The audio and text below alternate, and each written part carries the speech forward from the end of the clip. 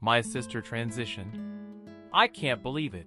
What do you do when someone you've known your whole life decides to completely change? I heard the news on April 7th, on our mom's birthday.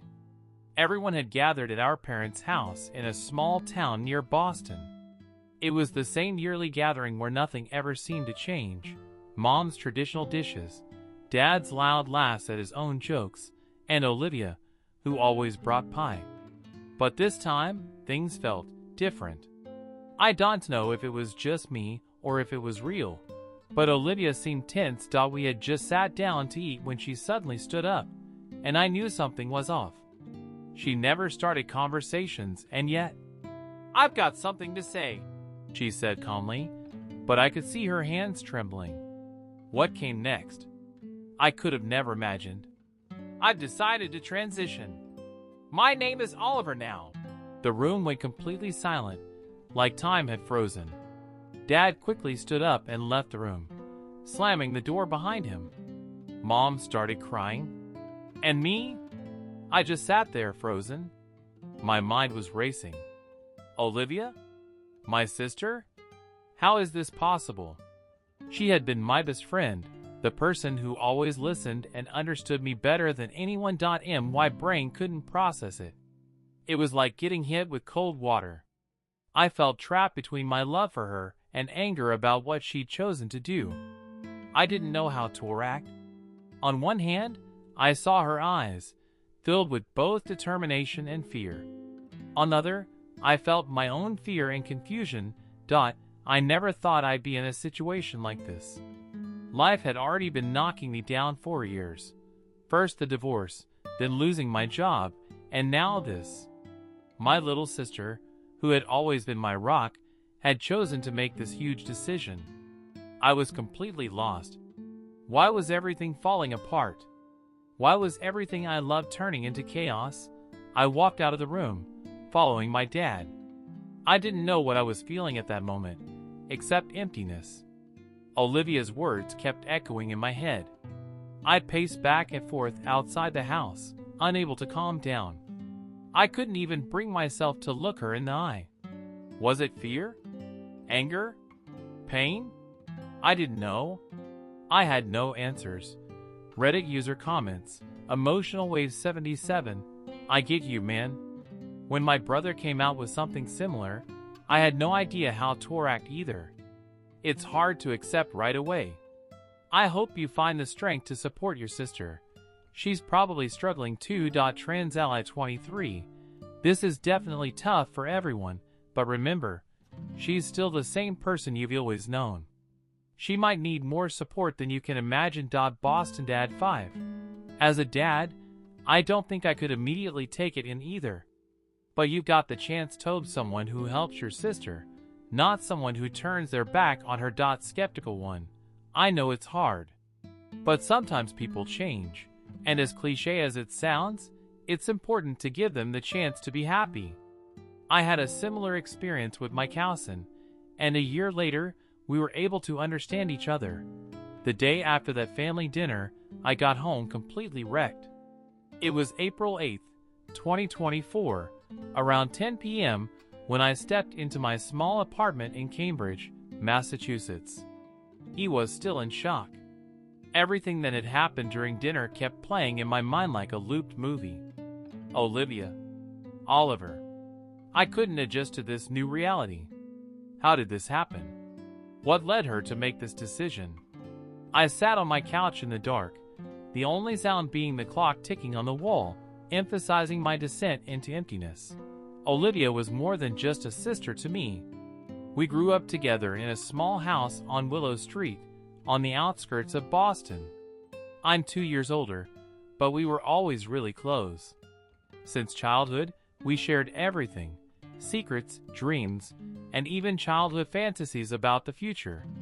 We spent hours playing on that old playground around the corner from our neighborhood.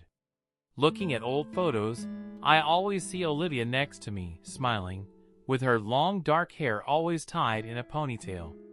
She never seemed unhappy. How did I miss that she was suffering? Today, after that revelation, everything feels different. I tried to gather my thoughts. Do you even know my sister? I kept thinking about her words. I've always felt out of place. But how is that possible when she always seemed so happy? I kept asking myself that same question while sitting in my apartment, which suddenly felt way too small. And that was before my dad started adding pressure.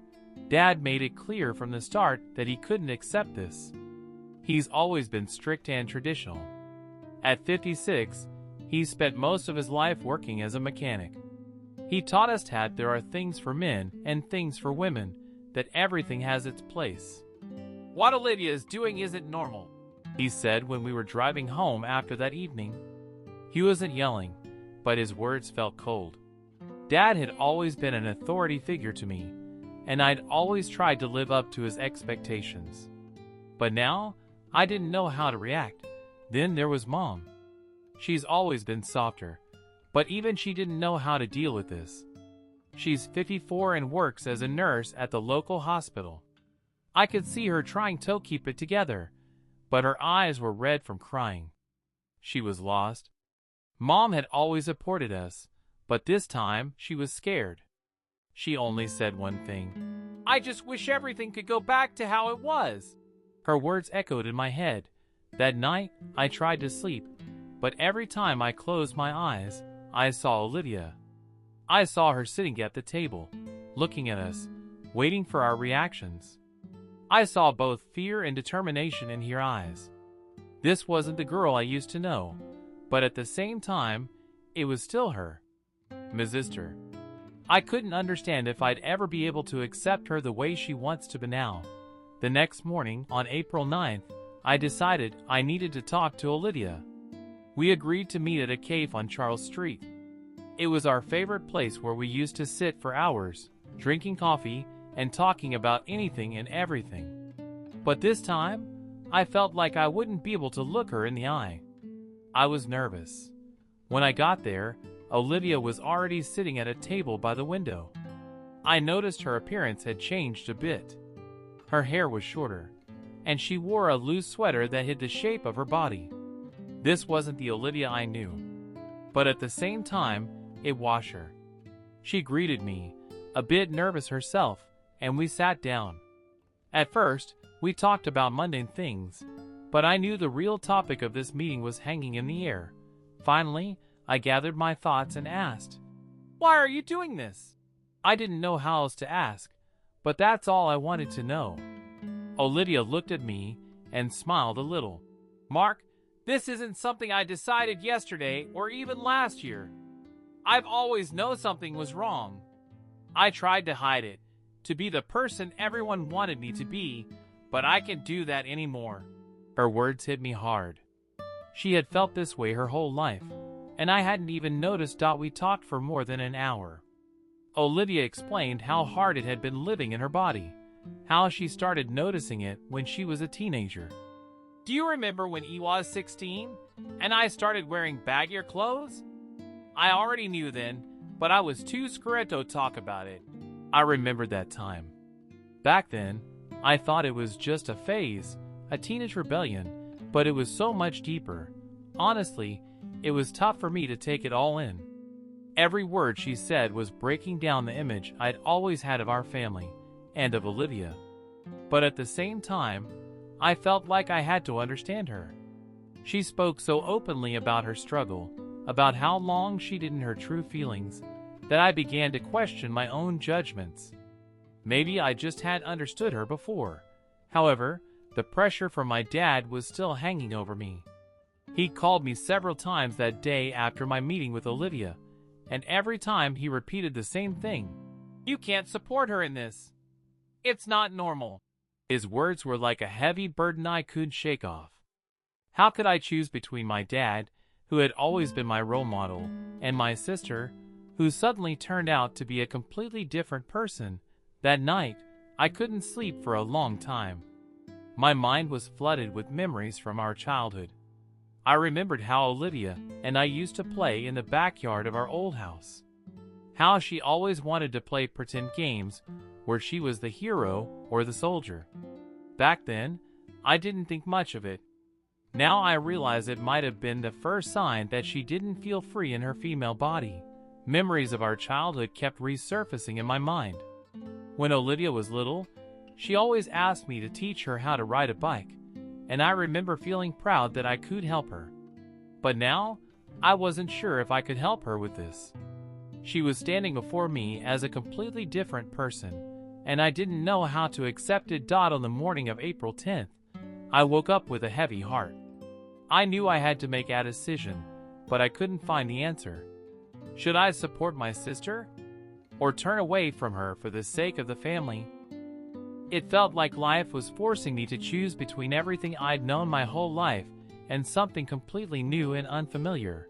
Reddit user comments, OpenMind88. I struggled to accept the changes in my brother too when he made a similar confession. But eventually, I realized that it's his life, and he has the right to be who he wants to be. Lost in thoughts 25. Your doubts are understandable. It's really tough, especially with pressure coming from all sides. But in the end, you have to listen to your heart and what it says about your sister. Family first 54. I think family is important, but supporting loved ones in moments like this is the most important thing.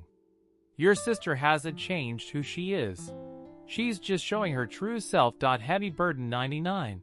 I've been through a similar experience with my brother. It took me a few years to fully understand his choice, but now we're closer than ever.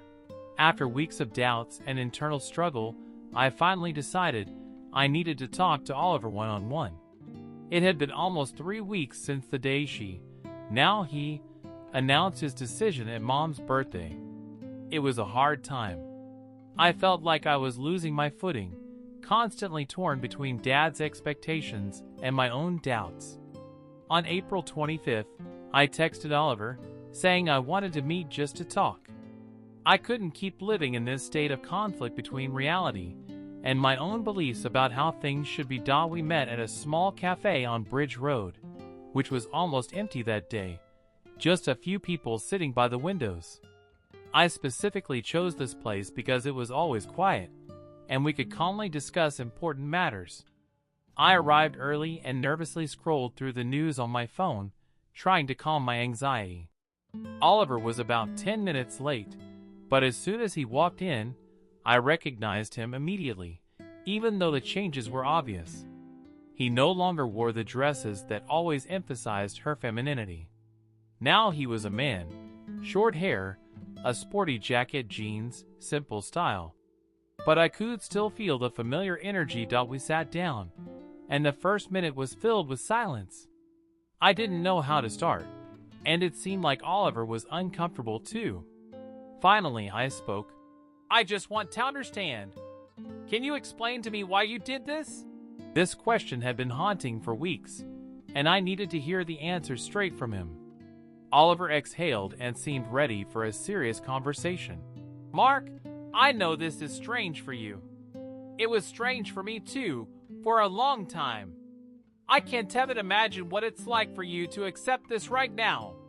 But I've lived this way my whole life. The feeling of being out of place started in childhood. Do you remember when I was 12, and I always asked you to teach me the things boys usually do? Bike races, hiking with Dad. But I didn't do it just because I wanted to be with you. I wanted to be you. His words hit me hard. I began to remember our childhood. How often Olivia asked me to teach her what I was doing. How she always wanted to play the role of a boy, even when we were kids playing in the backyard. Back then, I didn't think much of it. It was just child's play. But now I saw that, for her, it was much more than that. It was hard for me to accept, even to admit it to myself. Oliver continued. Every day, when I looked in the mirror, I saw someone I wasn't. You can't imagine how hard it is to live in a body that doesn't feel like yours. I tried to hide it for a long time, but I couldn't anymore.